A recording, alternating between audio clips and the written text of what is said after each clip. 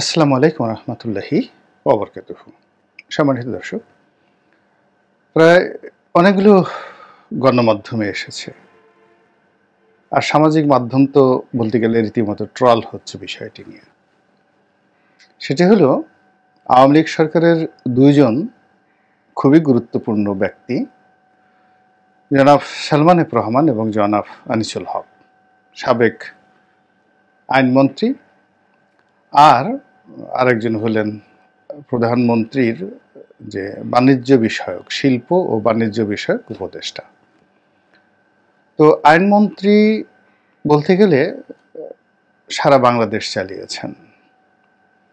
তিনি অর্থনীতি বুঝতেন, তিনি ব্যবসা বাণিজ্য বুঝতেন, ব্যাংক বিমা থেকে শুরু করে এমন কোনো বিষয় নেই, এ টু জেড সমস্ত সিন্ডিকেটের মাস্টার মাইন্ড হুতা ছিলেন জনাব আনিসুল হক।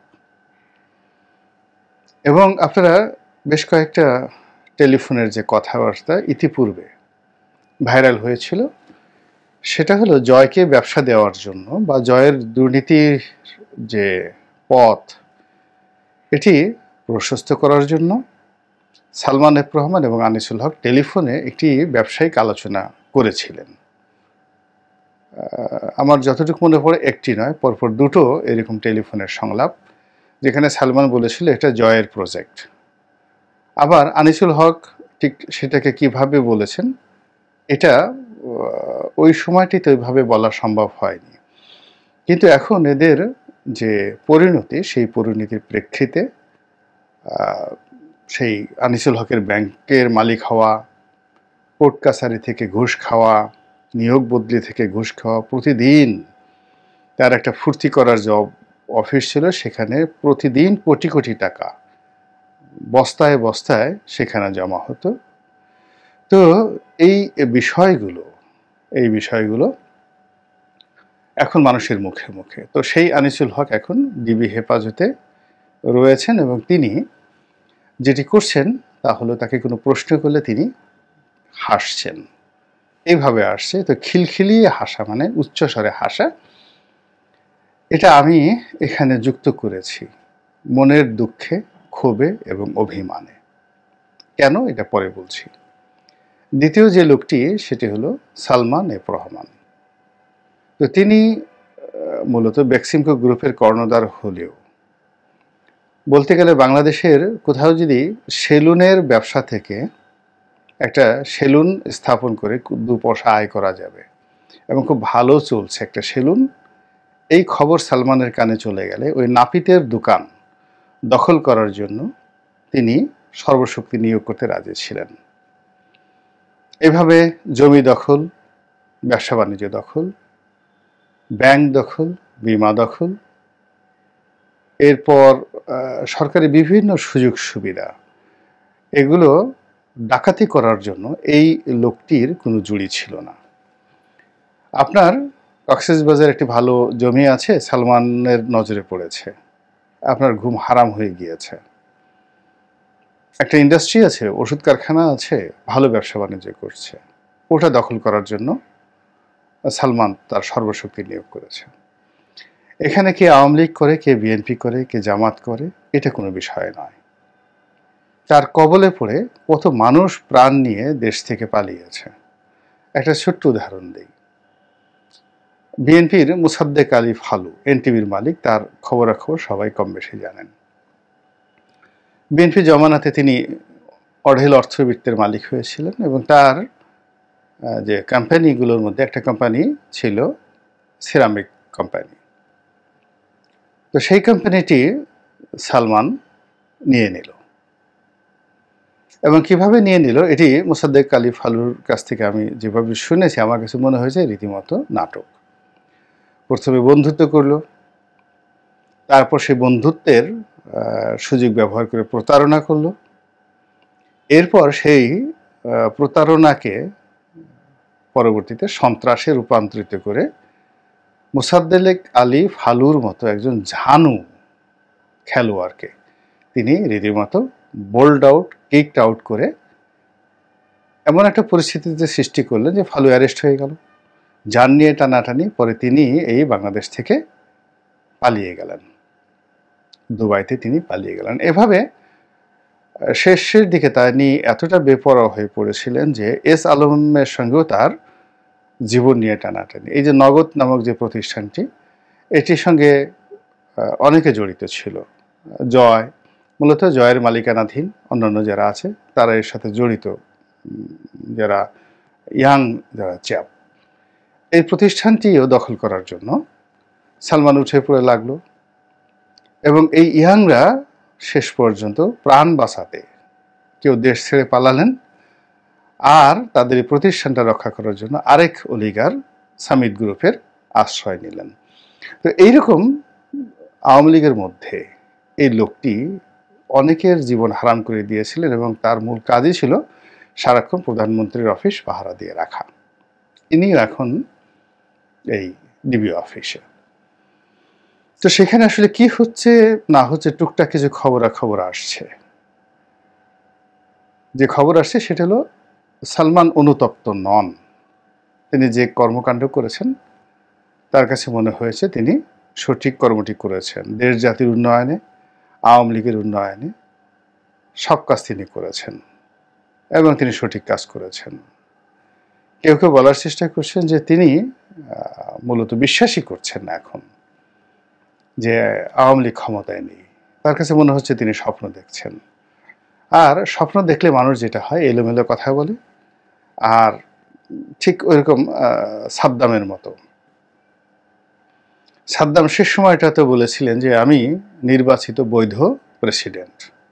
বিচারক উদ্দেশ্য করে বলেছিলেন যে হু আর ইউ, আমি তোমার প্রেসিডেন্ট, তুমি আমার বিচার করতে কে।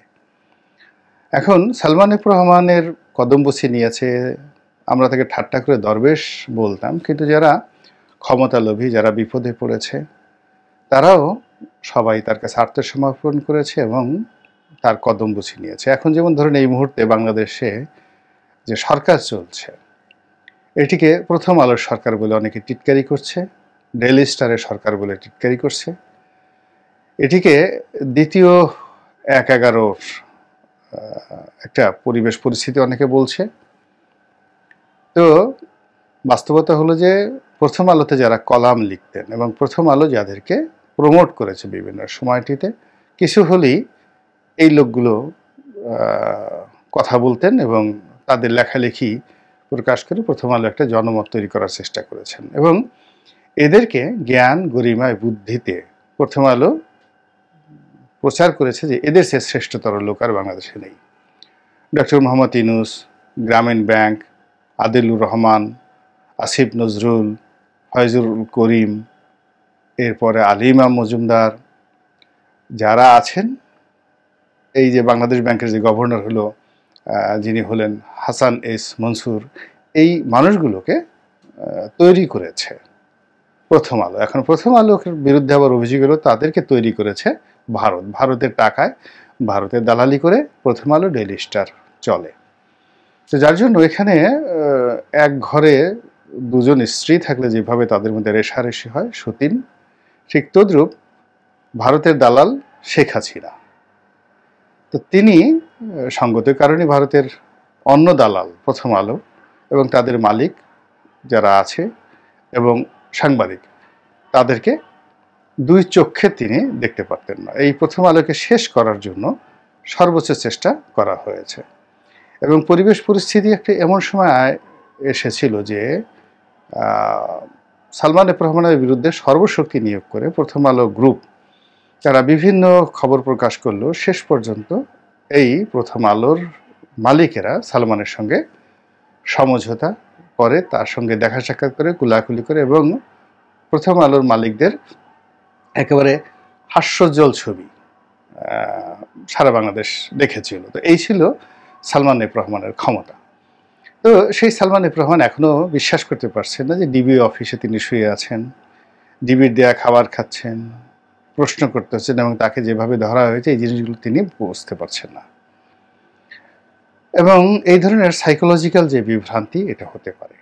দ্বিতীয় যেটি বলছিলাম যে খিলখিলিয়ে হাসছেন, হাসির যে কারণ সেটা হলো তিনি প্রথমে তো পাগল হয়ে যেতে পারেন। আনিসুল হক, এ কি হলো, এও কি সম্ভব, উন্মাদে পরিণত হয়ে যেতে পারেন, অথবা তিনি নাটের গুরু হিসেবে তিনি জানেন যে এই তার যে অবস্থানটি এটি বেশি দিন প্রলং করবে না, এরকম অবস্থা চলবে না, তিনি আবার বের হবেন, আবার ক্ষমতা পাবেন অথবা নিরাপদ থাকবেন। এর কারণ হলো এই রাজনীতির যে কূটচাল, সেই কূটচালের একদম কেন্দ্রে তিনি অনেকদিন ছিলেন। যে দিল্লির সঙ্গে বাংলাদেশের সম্পর্ক, বাংলাদেশের সঙ্গে এই প্রথম আলোর সম্পর্ক, প্রথম আলোর সঙ্গে বর্তমান সরকারের সম্পর্ক, বর্তমান সরকারের সঙ্গে দিল্লির সম্পর্ক, এই জিনিসগুলো আওয়ামী লীগ সরকারের অনেক লোক মোটা মাথার ছিলেন, কিন্তু যারা সত্যিকার অর্থে বুঝতে পারতেন তাদের মধ্যে এই আনিসুল হক অন্যতম। এই ভদ্রলোকের বাবা বাংলাদেশের খুব নামকরা প্রথিতযশা ক্রিমিনাল লয়ার ছিলেন, মানে ফৌজদারি যে মামলাগুলো তিনি পরিচালনা করতেন, এবং ফৌজদারি মামলা পরিচালনার ক্ষেত্রে তিনি স্বাধীনতার পরে সবচেয়ে শীর্ষস্থানীয় আইনজীবী ছিলেন। এবং আনিসুল হকও যে মামলাগুলো পরিচালনা করতেন মূলত ফৌজদারি মামলা। তো ফৌজদারি মামলা যারা পরিচালনা করেন অপরাধীদের নিয়েই মূলত তাদের কাজ কারবার, এবং ইংরেজিতে যেটিকে বলা হয় ক্রিমিনোলজি, আইন বিজ্ঞান মানে যাকে বলা হয় অপরাধ বিজ্ঞান, আর যেটাকে ক্রিমিনাল অ্যাক্ট, যেটা ফৌজদারি দ্বন্দ্ববিধি। তো এই দুটো বিষয় আনিসুল হক জানেন, ভালো করে জানেন, এবং তিনি ছাত্র হিসেবেও ইংল্যান্ডের সবচেয়ে যে রাজকীয় এবং সবচেয়ে দামি কলেজ কিংস কলেজ, অক্সফোর্ডের অধীন, এবং ওখানে রাজা বাদশার ছেলেরা এবং মেধাবী ছেলেরা তারা সেখানে পড়াশোনা করে। মানে টাকা থাকলে আপনি সেখানে পারিবারিক কোটায় সেখানে ভর্তি হতে পারেন। অক্সফোর্ড, ক্যামব্রিজ, হার্ভার্ড, এখানে পৃথিবীর সকল রাজাবাদশাহ ধনীদের ছেলেরা পড়েন, এদের একটা কোটা থাকে। আরেকটা হলো এখানে চান্স পেতে হলে খুব মেধা লাগে, প্রচণ্ড মেধা লাগে। এখন তিনি কোটা বা কোটার আন্ডারে তিনি ভর্তি হয়েছেন না মেধায় হয়েছেন আমি সেটা বলতে পারবো না। তো এখন তাকে যে প্রশ্নগুলো করা হচ্ছে, তিনি এই প্রশ্নের ধরন শুনে বা যারা প্রশ্ন করছেন তাদের অদক্ষতা দেখে তিনি খিলখিলিয়ে হাসতে পারেন, অট্ট হাসি দিতে পারেন যে এই প্রশ্ন দিয়ে আমাকে কিছুই করা যাবে না, হয়রানি করা যাবে, আপাতত মারধর করা যাবে কিংবা জেলখানায় ঢুকানো যাবে, কিন্তু আমাকে আইনের মানে মার প্যাচে আমাকে ফেলা যাবে না। এই কথাটি তিনি যখন বুঝতে পেরেছেন তখন তিনি হেসে দিয়েছেন বা মুচকি মুচকি হাসছেন। অথবা এই ধরনের লোকদেরকে, অর্থাৎ সালমানকে এবং আনিসকে যদি ইন্টারোগেশন করতে হয় তাহলে যে ধরনের প্র্যাকটিস লাগবে, যেমন আপনি ধরুন সালমান এফ রহমান, এখন তার যে নটোরিয়াস যে মেধা, কিভাবে শেয়ার মার্কেট চুরি করতে হবে, কিভাবে সিএনজি থেকে টাকা বের করতে হবে, এলএনজি থেকে টাকা বের করতে হবে, আকাশ থেকে টাকা বের করতে হবে, ওই ডিসকানেকশনের পরিবর্তে আকাশ যে সিস্টেমটা, কিভাবে বঙ্গবন্ধু স্যাটেলাইট উড়িয়ে তারপরে সরকারি টাকায় খরচ করে সেখান থেকে টাকা মেরে দিতে হবে, এরপরে কিভাবে যাকে বলা হয় অন্য একটি ওষুধ কোম্পানি কিনে নিতে হবে, দখল করতে হবে। তো এই জিনিসগুলো এইরকম যে তার এই বাটপারি এগুলো আন্তর্জাতিক পর্যায় পর্যন্ত চলে গিয়েছিল। ফলে তিনি লন্ডন, একবার আমরা দেখেছিলাম যে বেক্সিমকো লন্ডন স্টক এক্সচেঞ্জে তালিকাভুক্ত হয়ে গেছে, এবং সেখান থেকে বিলিয়ন বিলিয়ন ডলার চুরি করে, লুটপাট করে লন্ডন স্টক এক্সচেঞ্জ থেকে টাকা চুরি করে বাংলাদেশে সে নিয়ে এসেছে। তো যে লোক সারা দুনিয়া থেকে যারা চুরি করে, মানে ইংল্যান্ড যে কান্ট্রি, যারা সারা পৃথিবীর ধনসম্পদ ব্যবসা দিয়ে, বাণিজ্য দিয়ে, রাজনৈতিক ক্ষমতা দিয়ে, সামরিক ক্ষমতা দিয়ে গত সেই 500 বছর ধরে তারা শুধু পৃথিবীর সম্পদ আরোহণ করছে। তো সেই সম্পদ দিয়ে তারা তাদের দেশকে সাজিয়েছে, ইংল্যান্ডকে সাজিয়েছে। সেই ইংল্যান্ডের রাজধানী লন্ডন। সেই লন্ডন থেকে যে লোক এই ইংল্যান্ডের জনগণের টাকা মেরে দিয়ে বাংলাদেশে টাকা নিয়ে আসতে পারে, আপনি বুঝতে পারেন যে তার সামনে প্রশ্ন করার জন্য কি পরিমাণ প্রস্তুতি দরকার। তো কাজেই তাকে যদি সাধারণ প্রশ্ন করা হয়, খোশ গল্প করা হয়, আওয়ামী লীগের সঙ্গে শেখ হাসিনার কি সম্পর্ক ইত্যাদি ইত্যাদি প্রশ্ন করা হয়, তাহলে তিনি কি উত্তর দিবেন? যে উত্তর দেবেন সেটাই দেওয়া হচ্ছে। একইভাবে আনিসুল হকের ক্ষেত্রেও, যে আনিসুল হক একজন আইনমন্ত্রী হয়ে একটা ব্যাংক বানিয়েছেন, এবং আমরা এর আগে যে আইনমন্ত্রী ছিল কামরুলের দুর্নীতি নিয়ে 10 মুখে কথা বলেছি। কিন্তু কামরুলের দুর্নীতি যদি 1 টাকা হয়, তাহলে এই আনিসের দুর্নীতি হবে 1 লক্ষ টাকা, 1 লক্ষ গুণ দুর্নীতি সে করেছে। পুরো আইন অঙ্গন, বিচারাঙ্গন, সংসদ থেকে শুরু করে যেখানে যেখানে টাকা উপার্জন করা যায় সবকিছু সে করার পর আবার সালমানের সঙ্গে যোগ দিয়েছে, এবং সালমানের অনেক অপকর্মের সঙ্গে সে সম্পৃক্ত ছিল, ব্যবসায়িকভাবে, কমিশন নেওয়ার ক্ষেত্রে, লোক ঠকানোর ক্ষেত্রে। তো এই কাজগুলো তিনি করেছেন। তো সেইগুলো যদি আপনি না জেনে তাকে যে মামলায় গ্রেপ্তার করেছেন কিংবা তার কাছে যে ধরনের প্রশ্ন করেছেন সেগুলো শুনে তিনি যদি হাসেন, এবং সেই হাসি মুস্কি হাসি এটা খুব ছোট হয়ে যাবে, তার উচিত একেবারে সালাউদ্দিন কাদের চৌধুরীর মতো খিলখিলিয়ে হাসা। এখন সেই খিলখিলিয়ে হাসা তিনি হাসছেন কিনা যারা ইন্টারোগেশন করছেন তারাই ভালো জানেন। আল্লাহ আমাদের সবাইকে হেদায়েত দান করুন এবং হেফাজত করুন। আসসালামু আলাইকুম ওয়া রাহমাতুল্লাহি ওয়া বারাকাতুহু।